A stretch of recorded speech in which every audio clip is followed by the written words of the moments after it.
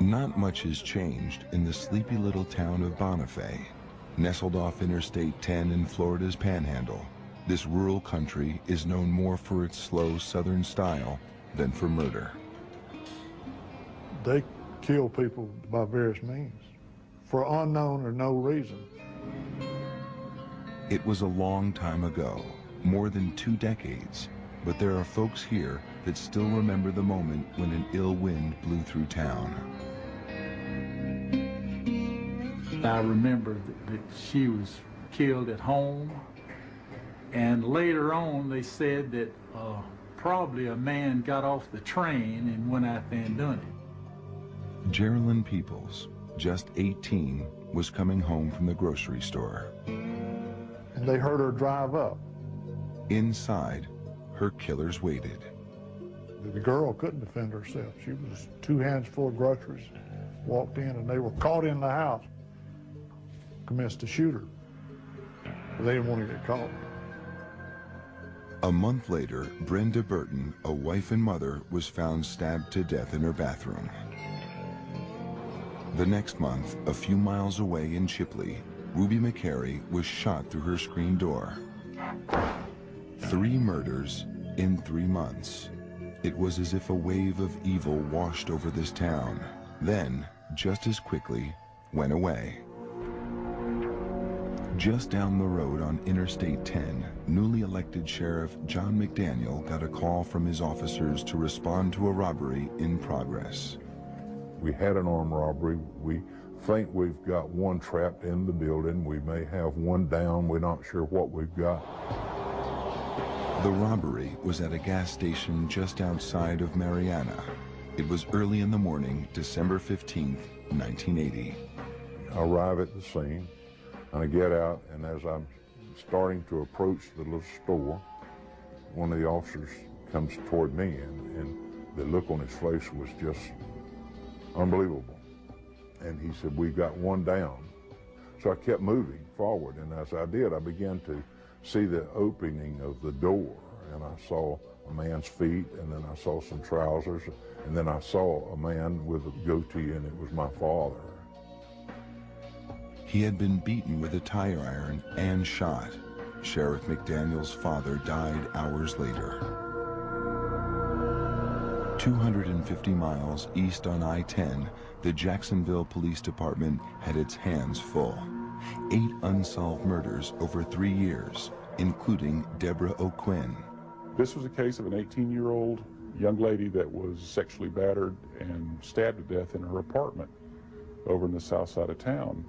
Her body wasn't initially recovered. It was recovered almost a year later at a dump site, and she was actually skeletal at the time, so a lot of your potential physical evidence associated with the body was gone. A trail of crime from one end of Florida to the next, seemingly unrelated, all unsolved, destined for the cold case file. The 8 murders in Jacksonville, the women in Bonifay, the sheriff's father. You want to solve every case, especially one that involved one of your family members. Not once in nearly a decade did police suspect they might have a serial killer in their midst. Not once could they have imagined 2 killers working together, roaming the countryside from coast to coast. The idea was beyond belief. But in my experience dealing with serials, working them, interviewing them,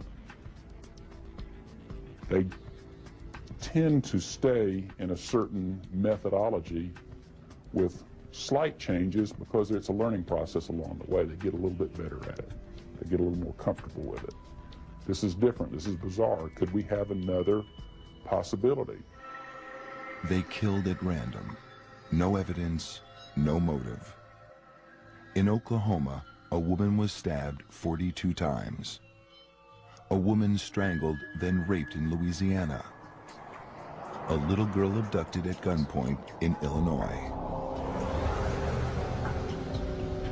But the most explosive and most publicized case centered around the kidnapping, torture, and beheading of a wide-eyed, freckle-faced little boy named Adam Walsh. I always say if you could order the sun out of a catalog, that would be the little boy you would order. And I loved him more than anything in the world. John Walsh and his wife Reve have replayed that day over and over. One moment, Adam is playing video games at a Sears store. The next minute, he's gone, vanished. There were shoppers all around, even a security guard. It was the middle of the day, yet no one really saw much of anything. Unfortunately, none of them panned out, and we really don't think we have a good, solid witness that saw what happened to Adam. The sun went down, the store closed, and Adam was nowhere to be found. Reve put signs all over the car. Adam, we're still looking for you. Adam, please stay here, anything. And, you know, when nightfall came, it was unbearable because now it wasn't light out anymore. And that's when the harsh reality comes in that your things are not going the right way. It's unbearable. A massive search was launched. Helicopters looked from above, while friends of the Walshes, even strangers, walked through fields, combed the area, hoping for a sign or a clue, but none came. We'd appreciate anyone with any information about him or have seen him or think they saw him to please call the Hollywood police. Where was Adam? It would be a while before this man would say he knew where Adam was, and the others too. Was it possible? Could one man be the common thread between all these murders? Locked in a prison cell for burning down 2 buildings, a 2-bit arsonist in Florida, a man named Otis Toole, began confessing to murder. Confessing to killing the women in Bonifay, the sheriff's father, even the brutal slaying of 6-year-old Adam Walsh. Was he really capable of such heinous acts? According to local lore in Jacksonville, Florida, Toole's hometown, as a young boy, he could be found wandering among the tombstones, digging for bones, doing the devil's work.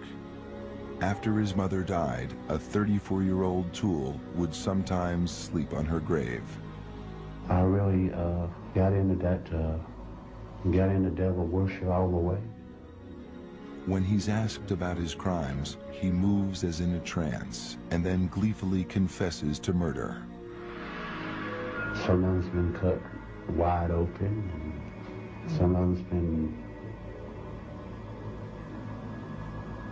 with a head, arms, and legs, and all that cut up. Detectives searched his face looking for a sign of the rottenness inside, looked into his eyes, and swore they saw Satan himself. I mean, his background is such that if you saw this man walking down the street, you're probably going to pick up the phone and dial 911. Otis Toole was born March 5, 1947 in Jacksonville, Florida. He was raised in a neighborhood of boarded-up houses and little opportunity. Otis was the youngest of 5 kids. According to prison records, his alcoholic father deserted them, and his mother admitted she couldn't handle him. He had no education. He couldn't hardly read. I mean, and he was just kind of limited in what he could do. He had an IQ of 75, barely able to read and write. He ran away from home when he was 9. By 13, Toole was busted for breaking and entering. He was in and out of boys' schools. He survived on the street by selling himself, and he could be found dressed in female attire. Antisocial personality, some sexual deviance, illiterate, transient kind of lifestyle. He was homosexual and would just float around from relationship to relationship. He had no morals. Toole had no morals. It was obvious. Toole was trouble with a capital T, and trouble seems to always find trouble. So it was no real surprise when he hooked up with a convicted murderer, Henry Lee Lucas. They met at a soup kitchen in Jacksonville. soon became lovers and moved in together at Toole's mother's house. Lucas had killed his own mother when he was 23. They had nothing to do but travel around and roam around. Apparently they had no gainfully employed, and they just went around stealing and moving on, trying to stay ahead of the game. And what a deadly game they played until their capture in 1983.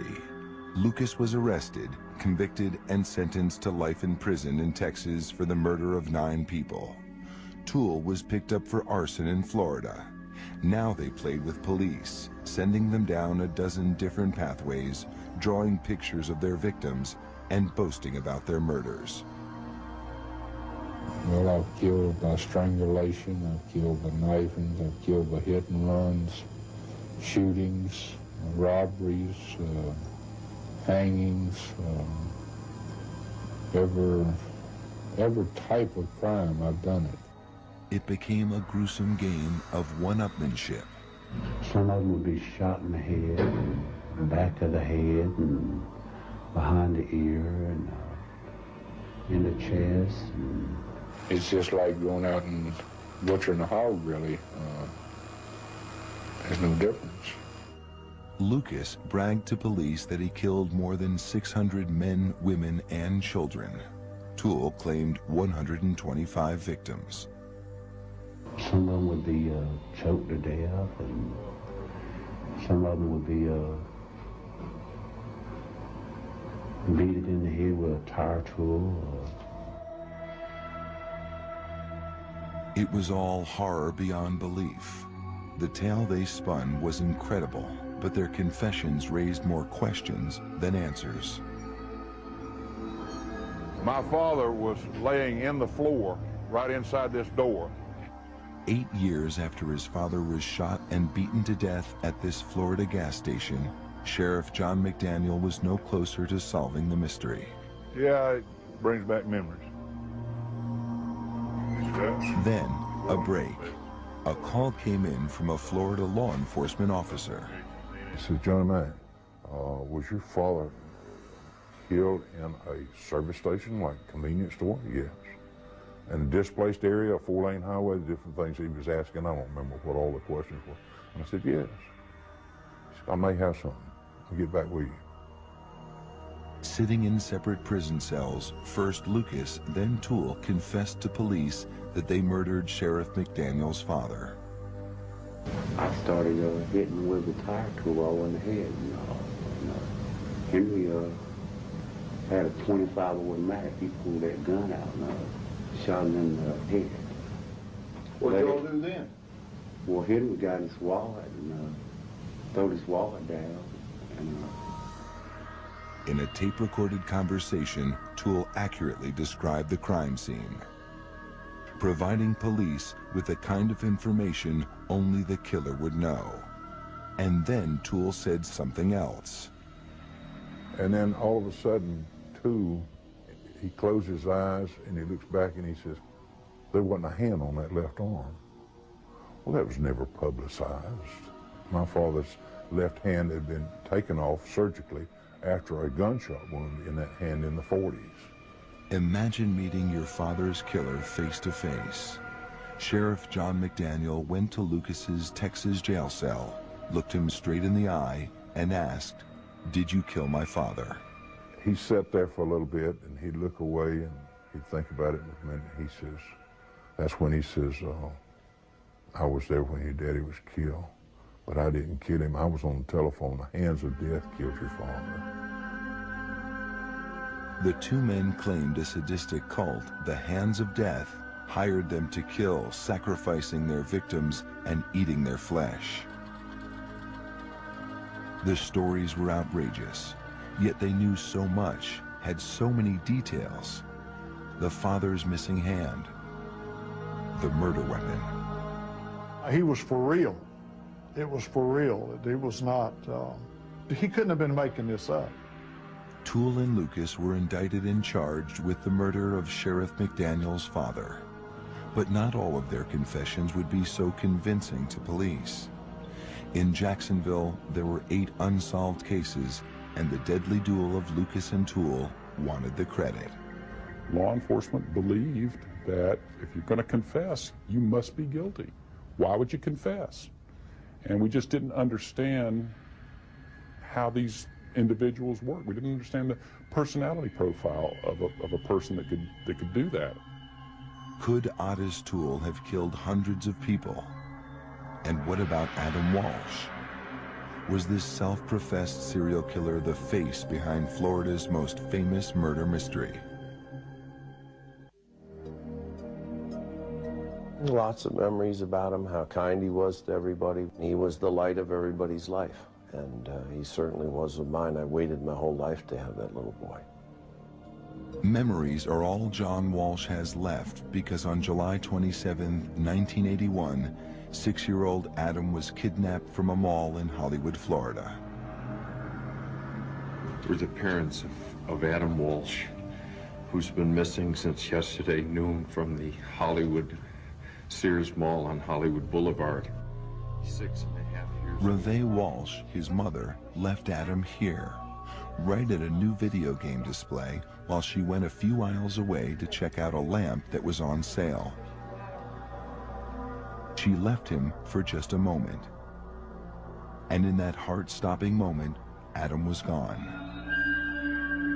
John Walsh could never forget that panicked call from his wife. I went back, he wasn't there, John.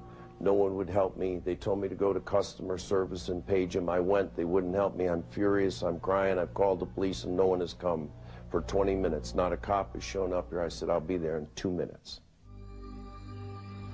Adam vanished without a trace.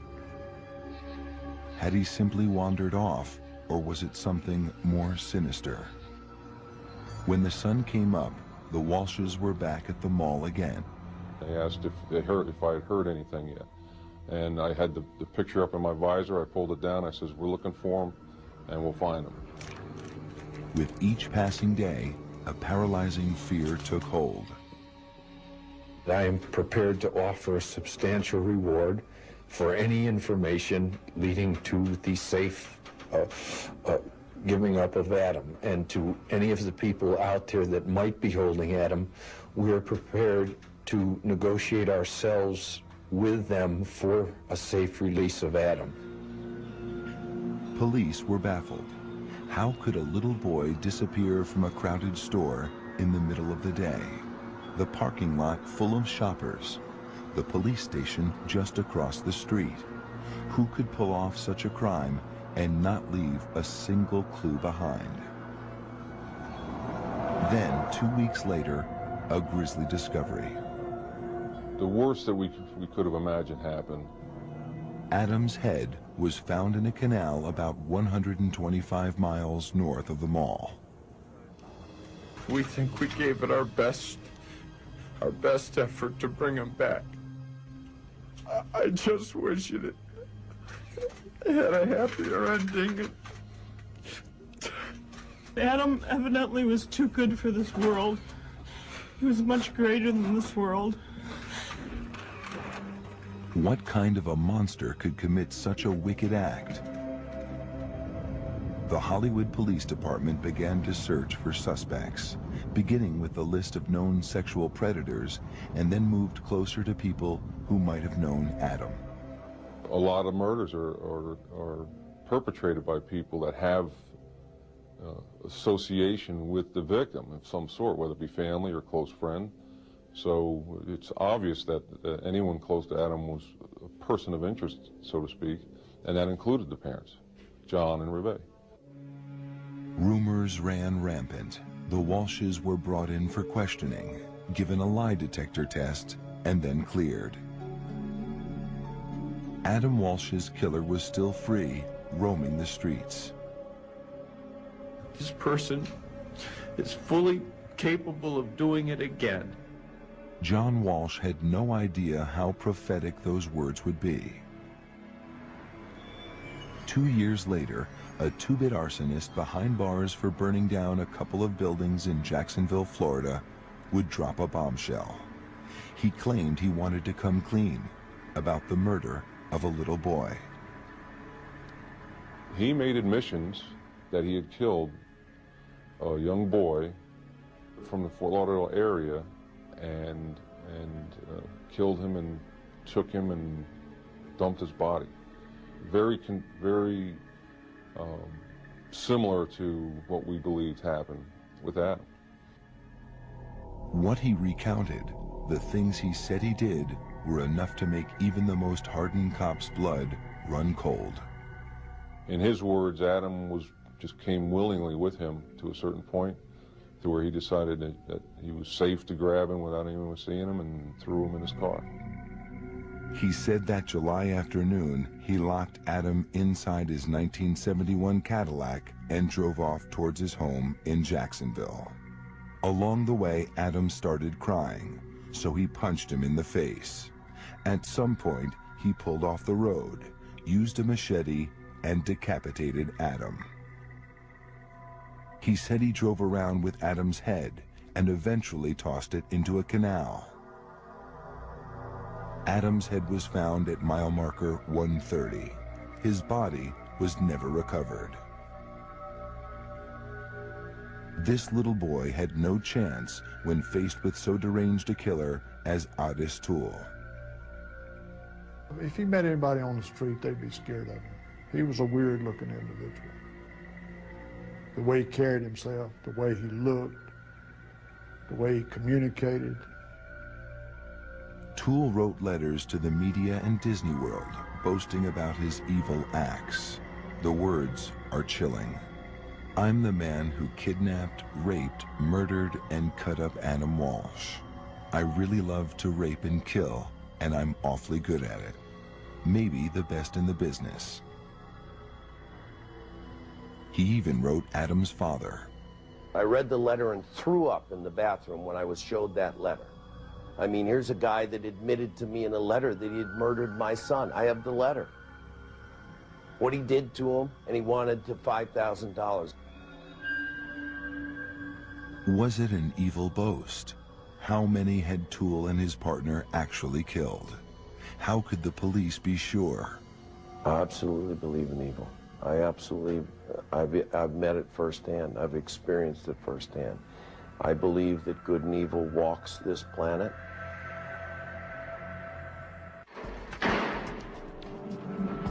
Sitting in their prison cells, Otis Toole in Florida and his soulmate Henry Lee Lucas in Texas were willingly filling in the blanks to hundreds of unsolved murder mysteries across the country. Well, some of them, Henry would cut his throat, you know, and some of them I done the same way. And a two-man nationwide crime wave that left behind a trail of fear. First thing that's going to happen is you're going to have every law enforcement agency in the region wanting to interview these guys to clear their own cases, which is exactly what happened. A number of things were successfully solved as a result of talking with those guys. You know, a lot of law enforcement officers benefited from talking with those people. And some families benefited too, at least had the satisfaction of knowing the men who killed their loved ones were behind bars. 210 victims in 26 states.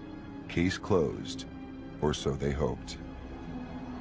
It was an odd way to solve a case. Police had the killers. Now they had to match them to the crimes.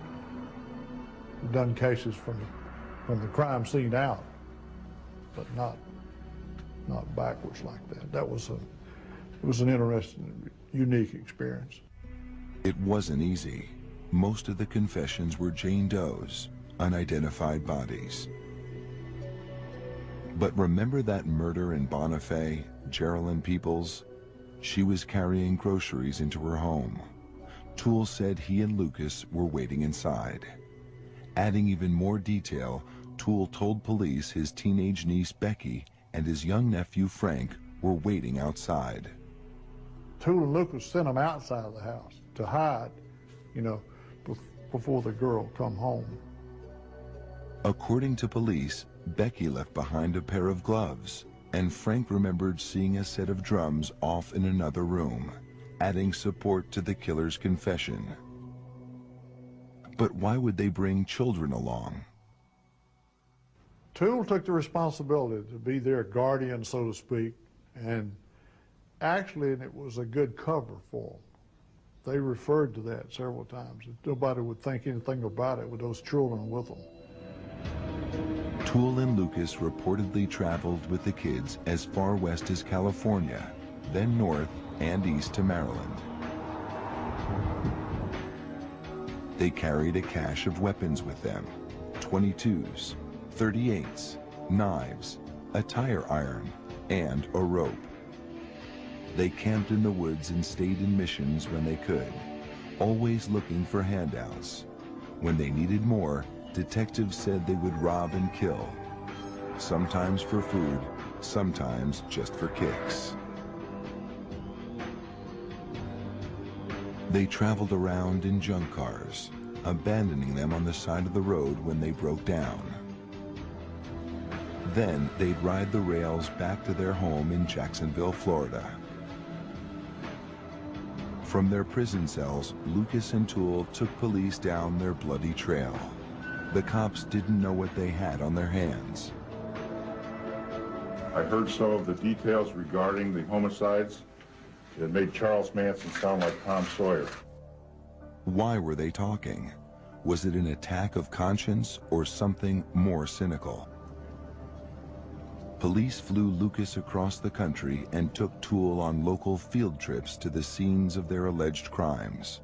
For men who saw only prison walls, they were living a high life. He liked to feed him good, and he would point out a Kentucky Fried Chicken place. he liked chicken because he never got any in prison. The cops, the killers, and the media got caught up in a feeding frenzy. Everyone wanted more, and Toole was eager to oblige by bumping up his murder count. Well, I've done quite a bit by myself. How many did you do by yourself? I'd say about 125. Now what is he? He is now the center of national attention, regional attention, and he feels good about it. I mean, he's now gained something that he's never gained in his entire life, and that's validation and recognition and praise for doing the right thing. The two no-account drifters basked in the glow of celebrity. They wanted to be together. They were lovers. They believed that if they could get put in jail together, they could live as homosexual lovers in jail, have all of this sensationalism and notoriety, and essentially be the king of the hill in prison for the rest of their lives. That was a motivator. Maybe we can come up with Lucas and Toole as being a suspect in your particular area. In 1984, police officers formed a task force to examine the killer's confessions, looking for answers to hundreds of unsolved cases. There was little, if any, physical evidence to link Toole and Lucas to the crime scenes. It was the 80s, and there were no DNA matches. The confession was the key to most cases. A confession was considered to be the best and highest piece of evidence that you could actually have on a person at the time. So, and it was fairly common for law enforcement everywhere in the country. The confession was the bread and butter of the case. Yet some of the stories didn't add up. The killers seemed uncertain about key facts of their crimes. Still, Toole and Lucas kept talking to anyone willing to listen. Each confession was more sensational than the last, more unbelievable. The only way to find out the truth was to uncover physical evidence, something the police had largely neglected to do. Confessions led this case, these particular cases where I think that hurt by not pursuing all of the leads and physical evidence and other evidence at the time. Yet there was some solid evidence left in the very neighborhood where the murderous pair had lived. Not a bloody weapon, but a paper trail. A payroll record, canceled checks that would prove if Toole and Lucas were telling the truth.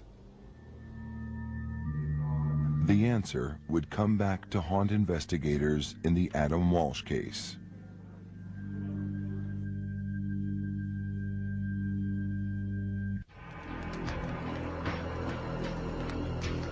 Otis Toole told police he loved to burn buildings. He's an arsonist, we know that. Getting caught for burning down 2 boarding houses sent Toole to prison for 15 years. But it was a confession by his partner in crime, Henry Lee Lucas, that sent Toole to death row. Lucas telling, sort of implicating Toole as setting this fire intentionally, kind of piqued the detectives to reopen that particular case. Lucas claimed an elderly man who had died in the fire was someone Toole knew, and the arson was premeditated murder. When arson investigators went back and looked, a liquid accelerant was found. Here you have a case where you have a crime that he's been convicted before for. It fits his profile. You have something a little bit more compelling. Now, does that mean that he did that? Not necessarily. By today's standard, that still is not enough. But in 1984, it was more than enough. Whether Lucas's confession was true or not, Toole was convicted and sentenced to die. Then, in the ultimate betrayal, Toole's lover, Lucas, murdered Toole's favorite niece in a fit of rage. Toole vowed revenge. I'll kill her myself, I would. Because? Yeah. Why? Because he killed my own flesh and blood, and I know how it feels now, you know. It really hurts. Oddly, even after Lucas turned on Toole, they continued to back each other up on even more sensational stories. In a tape-recorded phone conversation, they went so far as to claim cannibalism. And you know, one time you some some of their bodies and I did too. Yeah, I know. Not cutting up like meat, you know. Well, I've seen bodies cut up worse than you've ever seen a body cut up. Tastes like real meat when it got barbecue sauce on it, don't it? Well... The gruesome claims, the sheer volume of confessions made for stunning headlines, but the outrageousness of the claims left some with doubts. Finally, an investigative reporter for the Dallas Times-Herald did what many police did not. He followed a paper trail that showed many of the claims of murder were lies. He documented that Toole and Lucas were in Delaware and Maryland at the very time they were supposed to have killed 3 women in Oklahoma and Colorado. And although police credited the duo with 4 murders on the West Coast, while sales receipts and employment records placed them on the East Coast in Florida. And on, Toole and Lucas's credibility became severely damaged. Now, closed cases were quietly reopened. We were concerned if it was truthful, because we had cautious flags up that they were, you know, would brag about something that might not have occurred. They may have read it in the paper, or somebody may have come along in an interview and told them about it. And then there were those 8 unsolved murders in Jacksonville, a spate of killings laid at the feet of those 2. We did work a number of years ago and clearly determined that it was not Otis Toole or Henry Lucas. And what about the Adam Walsh case, Florida's most famous unsolved murder mystery? I'll always be the father of a murdered child. I'll always be heartbroken. I'll always be angry. Even before the damning evidence that Toole had lied on other cases, there were problems with Toole's confession to Adam's murder. It was an odd coincidence that he confessed just 1 day after a movie about Adam's killing aired on television. Toole had access to a TV in prison. Adam! Was it possible that he picked up details from the movie to make police think he was guilty? The movie showed the kidnapping took place at a Sears store. Adam was inside at the toy department. These same details were in Toole's confession. Toole also claimed Henry Lee Lucas was with him when he snatched Adam from the mall. But that was impossible. Lucas was in jail on an old auto theft warrant. Now he changed his story. And then he went on to admit that he alone committed the crime, and he alone killed the child, and he alone disposed of the remains. And there were several versions of how he disposed of the remains as well. The case was made even more difficult by Toole's actions. He'd confess, then recant.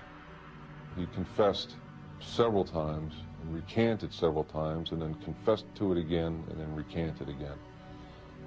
That's a problem, especially since you can't place that person being Ottis Toole with physical evidence. You can't place him anywhere, anywhere in this crime. Ottis Toole told other prisoners in the prison, because I talked to him, they said he loved to play with the cops. He loved to play with them. He'd give them enough information to make them serious, and then he'd recant it and watch them scramble around like idiots. Was it a game? To find out, police tried to trick him by driving him around and showing him different sites where Adam might have been kidnapped. Toole passed the test. He was taken to other Sears malls, and not just the one here in Hollywood, to see if he would identify the one that he said that he conducted, where he did this crime. And he did, according to what I read, correctly point out the Hollywood Mall, right across the street from the police station. Detectives said he did have access to a weapon, a machete or bayonet, and it was the type of weapon that was used to kill Adam. There were similarities in the instrument that we believe were used, how many times he needed to strike the body to do what eventually happened with the body. And the medical examiner said Adam had been punched in the face. In Toole's confession, he mentioned hitting the little boy. There was similar trauma to the remains where he indicated that he had struck the child. Detectives tracked down the car Toole said he used to kidnap Adam. The vehicle was recovered, and it was impounded, it was tested, it was evidence was attempted to be recovered from the vehicle, and it was in fact bloody carpet that was in fact recovered from the back seat of the vehicle. But back in the 1980s, there was no DNA testing, and they couldn't prove it was Adam's blood in Toole's car. Without the murder weapon, an eyewitness, and with Toole's recanting his confession, the police didn't believe they had enough to charge him with murder. But really, to God's truth, I really didn't kill that kid. I really didn't kill that kid. John Walsh doesn't buy it. He doesn't think Toole is a mass murderer, but believes Toole killed his son. He was a penny ante little chicken. He's only famous for killing Adam. That's all. That's all. He didn't kill 50 victims, 100 victims. He wasn't smart. He didn't do this. He didn't avoid police. He was a stumbling, bumbling, low-life drifter who happened to pick the wrong little boy. Truth or lies? Ottis Toole admitted he killed 100 people, maybe more, then denied killing one little boy. Really, to God's truth, I really didn't kill that kid. I really didn't kill that kid. Where did the truth lie? A front-page newspaper story had declared Toole and his partner in crime were frauds. So who did Toole kill? How many victims? Even the police couldn't say for sure. Is he the notorious, evil, predatory, cannibalistic, decapitating monster that he's trying to portray himself? I don't believe that. Is he capable of doing some things? Sure. So he may not have been one of history's worst serial killers, but he was certainly capable of murder. Toole was sentenced to die for the arson fire that killed an elderly man, but the Florida Supreme Court reversed the decision, citing Toole's questionable mental stability. Toole pled guilty to 5 murders, guilty to the murder of Geraldine Peoples and 2 other women in the Bonifay area, guilty in the shooting death of a young woman in Tallahassee, and guilty to killing the sheriff's father. 5 lives taken, 5 consecutive life sentences. I was satisfied that we had the right people with the evidence that we had, the statements that we had, and I was able to put it to rest at that. Remember Deborah O'Quinn and the unsolved murder cases in Jacksonville? Toole and Lucas's confessions fell apart. The 2 were no longer suspects, and the cases were all sent to the cold case file. Deborah's father died never knowing the truth, that his daughter's killer had not been found. This man died believing that Otis Toole was the killer, and we know that he wasn't. We know that now. As for the Adam Walsh case, Toole was a suspect until he recanted in 1984. I told him I killed a kid, but I really didn't kill that kid. Toole said the Hollywood detectives led him to the area where Adam's head was found, and he was able to identify it because police had earlier shown him crime scene photos with a bridge clearly visible. I didn't show them where it was at or anything, you know. See, I went and found out about the bridge, you know, in the picture and all. Without a confession and physical evidence linking him to the crime, Toole was never charged with Adam's murder. And the case disappeared from the headlines. Then, 15 years later, a lawsuit by local newspapers forced the authorities to unseal the police files. Copied onto microfilm were 10,000 pages detailing the hunt for Adam's killer. Once those newspapers got in those files, they saw one horrible mistake after another. Around the same time that the reporters got into the records, a new team of Hollywood detectives, the Cold Case Squad, took a fresh look at the files. Tucked away in a manila envelope, the detectives found a pair of children's shorts and flip-flop sandals that had been buried in the backyard where Toole and his mother lived. Can you believe that? That after 15 years, they would bring a pair of shorts and a flip-flop that could have been Adam's, could have been our son's, could have been buried in the back of his mother's yard. Proved unequivocally, and no one in that police department ever put it together. It turned out that they were not Adam's clothes, but there was other forensic evidence that might have, with modern technology like DNA testing, linked Toole to the murder. Especially the pieces of carpet that police had taken out of Toole's car. And there was a blood-soaked piece of carpet in the back of that Cadillac. Blood-soaked. That Otis Toole said that he decapitated Adam in the back seat. Where was that blood-soaked piece of carpet? Unfortunately, it was lost. A miscommunication between the crime lab and the Hollywood police led to it being misplaced and possibly destroyed. That was the ultimate piece of evidence in this case. Right there, it's lost. It's gone. In fact, the car itself, a potential source of hair and fibers, was also gone. It was junked back in, I believe it was the early 90s. It was sold and resold and sold again. It was traced to a junkyard that it's impossible to find it now. What kind of police work is that? In the biggest unsolved murder case of a child in the history of Florida, you lose evidence, unexcusable. Absolutely unexcusable. You lose a car, how do you lose a car? One final mistake. Hollywood's cold case team says it wasn't told that Otis Toole was close to death with cirrhosis of the liver, a lost chance for one last interrogation. You would like to think, as an investigator, standing next to his deathbed, that you would be able to convince him, knowing he's going to die, to cleanse his soul, that you as an investigator could convince him to come clean, so to speak. Otis Toole, a man who once confessed to killing hundreds, chose to remain silent.